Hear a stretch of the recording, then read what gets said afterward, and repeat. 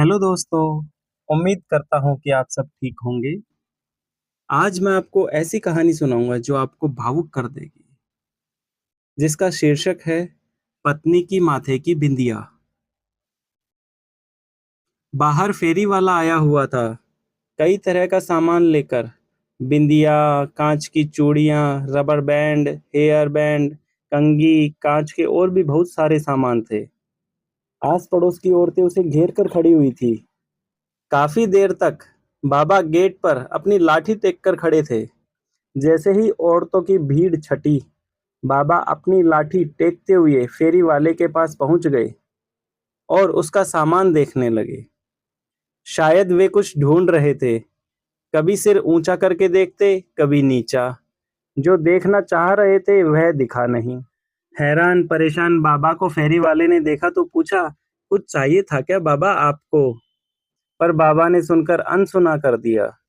धीरे धीरे लाठी टेकते हुए फेरी के ही चक्कर लगाने लगे। कहीं तो दिखे वो जो वो देखना चाह रहे थे। फेरी वाले ने दोबारा पूछा, बाबा कुछ चाहिए था क्या? अब की बार बाबा ने फेरी वाले से कहा, हाँ बेटा, क्या चाहिए बताओ, मुझे मैं ढूंढ देता हूँ। मुझे ना वो बिंदिया चाहिए थी। बिंदिया क्यों चाहिए बाबा? बाबा ने अम्मा की तरफ इशारा करते हुए बताया, अरे मेरी पत्नी के लिए चाहिए। बाबा का जवाब सुनकर फेरी वाला हंस दिया। किस तरह की बिंदिया चाहिए?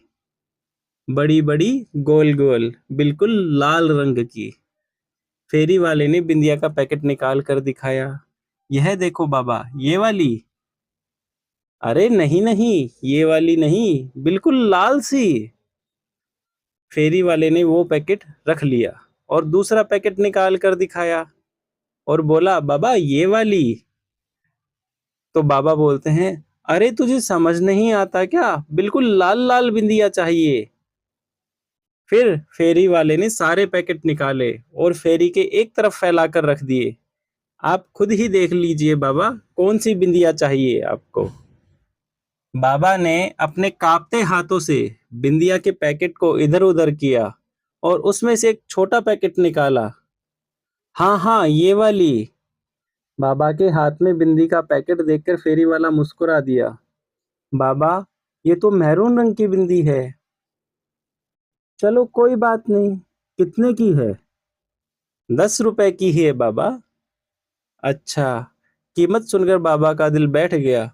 फिर बोले, ठीक है, अभी लेकर आता हूँ। बाबा लाठी टेकते हुए पलट कर जाने लगे। तब तक घर में से बहू आती दिखी। उसे देखकर बाबा बोले, अरे बहू, जरा 10 रुपए तो देना, फेरी वाले को देने हैं। अब क्या खर्च करा दिया आप लोगों ने? बहू ने चिल्लाते हुए कहा। अम्मा के लिए बिंदिया खरीदी थी, उसकी बिंदिया खत्म हो गई है। कई बार बोल चुकी है, बाबा ने धीरे से कहा। बस बस, आप लोगों को तो और कोई काम है ही नहीं, बेवजह का खर्चा कराते रहते हैं। 70 साल की हो चुकी है अम्मा, क्या अभी भी बिंदिया लगाएगी? इस उम्र में भी न जाने क्या क्या शौक है। देख बेटा, बात शौक की नहीं है। अम्मा भी सुहागिन है, इसलिए उसका मन नहीं मानता। सिर्फ 10 रुपए ही तो मांग रहा हूँ, अंदर जाकर दे दूंगा। कहाँ से दे दोगे? जो पैसे देंगे वह भी तो मेरे पति की ही कमाई है। मेरे पास कोई पैसे वैसे नहीं है। इतना कहकर बहू बड़बड़ाती हुई अंदर आ गई। अम्मा ने खाट पर लेटे लेटे ही बाबा को इशारा किया। बाबा ने पलटकर बिंदी फेरी में वापस रख दी और लाठी टेकते हुए अम्मा के पास आकर बैठ गए। बाबा ने देखा अम्मा की आंखों में आंसू थे। माफ करना पार्वती, मैं तेरी छोटी सी इच्छा पूरी नहीं कर पाया।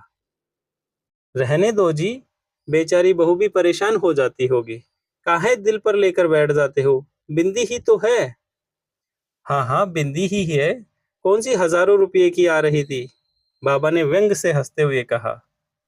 अम्मा कहती है, बिंदी ही तो लगानी है। एक काम करो, पूजा घर में से हिंगलू ले आओ, उसी से लगा देना।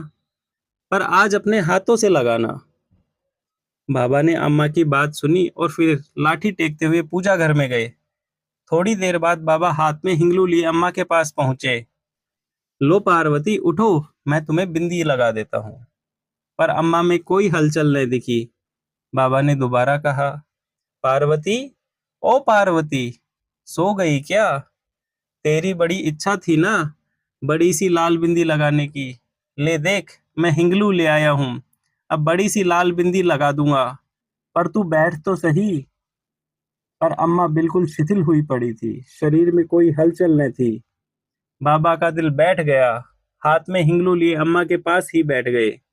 आंखों से झरझर आंसू बह रहे थे, पर एक भी बोल न फूटा। अम्मा जा चुकी थी हमेशा के लिए। थोड़ी ही देर में रोना धोना मच गया। आस पड़ोस के लोग आ गए। बेटे को बुलाया गया और अम्मा को अंतिम यात्रा के लिए तैयार किया जाने लगा। अम्मा को नहला धुला सुहागिन की तरह तैयार कर अर्थी पर लिटाकर बाहर लाया गया। बाबा ने देखा, अम्मा के माथे पर बड़ी सी लाल बिंदी लगी थी।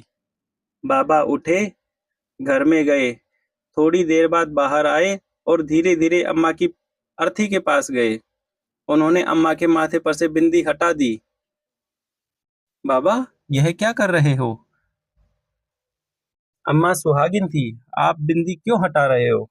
बेटे ने कहा।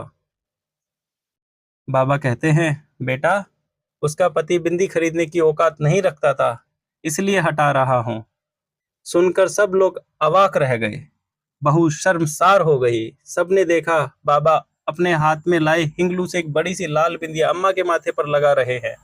सबने देखा, बाबा अपने हाथ में लाए हिंगलू से एक बड़ी सी लाल बिंदिया अम्मा के माथे पर लगा रहे हैं। थोड़ी देर बाद बहू की चित्कार छूट गई। बाबा भी अम्मा के साथ हमेशा हमेशा के लिए लंबी यात्रा पर रवाना हो गए थे। मित्रों, यह भावनात्मक हृदय स्पर्शी कहानी बहुत कुछ संदेश दे रही है। अपने समाज में सिर्फ 2-4% बुजुर्ग की स्थिति ही परिवार में सम्मानजनक है। कहीं इसका मूल कारण संयुक्त परिवार का एकल परिवार में रूपांतरण, नाते रिश्तों की समाप्ति, धन लिप्सा की अंधी दौड़ एवं लड़के लड़कियों का पढ़ लिख कर सबसे अधिक जानकारी व बुद्धिमान होने का झूठा अभिमान, किताबी ज्ञान का होना परंतु व्यवहारिक ज्ञान की कमी होना तो नहीं। कृपया हम सभी मिलकर एक छोटा सा प्रयास करें। अपने घर के बुजुर्गों का उचित सम्मान करें। सभी को एक दिन बूढ़ा हो ही जाना है। माता पिता के न रहने पर ही उनका असली महत्व पता चलता है। इसीलिए पश्चिमी देशों का अनुसरण न कर हम अपनी भारतीय संस्कृति का अनुसरण करें।